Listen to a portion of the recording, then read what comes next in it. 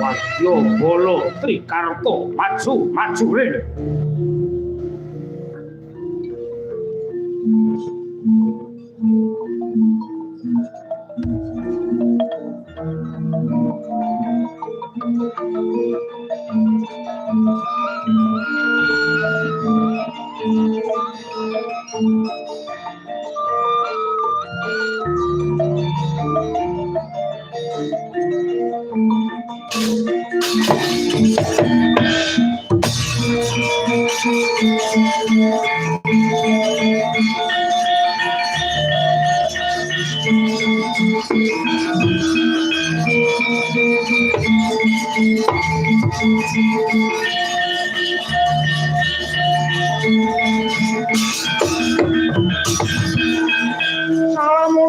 Salamuni gambar kandha panangranira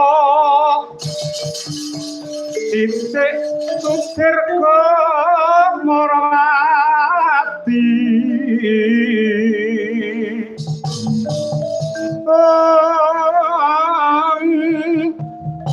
katon ngawur paningalira kasinungan kanuragan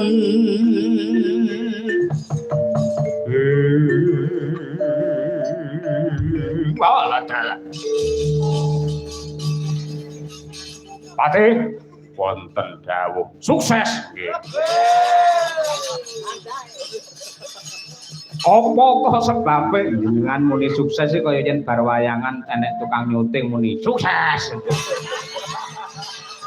Mang titeni Pak Mange angger bar wayangan mesti enten piyai sepuh ngagem blangkon terus muni sukses.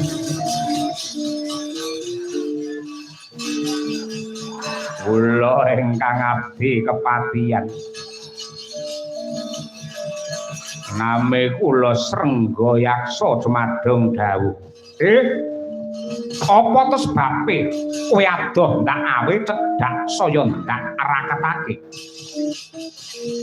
Isih gawang-gawang mungguing pandulu sedanipun kakangku Prabu Susarma sing dipateni dening prajurit Wirata nalika Trigarta lan Ngastina ngrampit negara Wirata piye.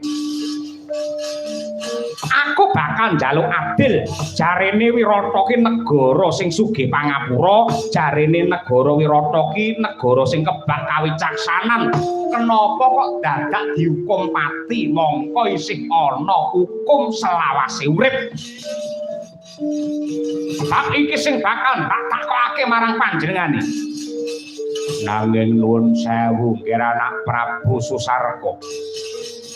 Paribasan mentang-mentang kaya gendewa malang-malang kaya perbatak. Kaprawiranipun tiyang Trigarta menika boten wonten sak propintenipun menawi dipun timbang kaliyan negari Wirata. Wirata wis ampas brabas tanpa daya kentekan Senopati. Patih Kencaka rupa Kenca Raja Mala mudhar kabeh. Mula gampang anggene bakal gempur negara Wirata. Yen pancen kados mekaten kula namung sadremi dados abdi boten langkung sendika ngestakaken dawuh. Madhong dawuh. Krek lampit burung kakimpul waton lanang nyekel dapan. Budal ana negara Wirata syukur lamun to kena tak pitung, kena tak itung, kena tak rembug. Dewa dene meguguk muta waton gajalar Singabara. Negara Wirata dibiyuki batang sayuta. Mula kang mangkono budal dina iki.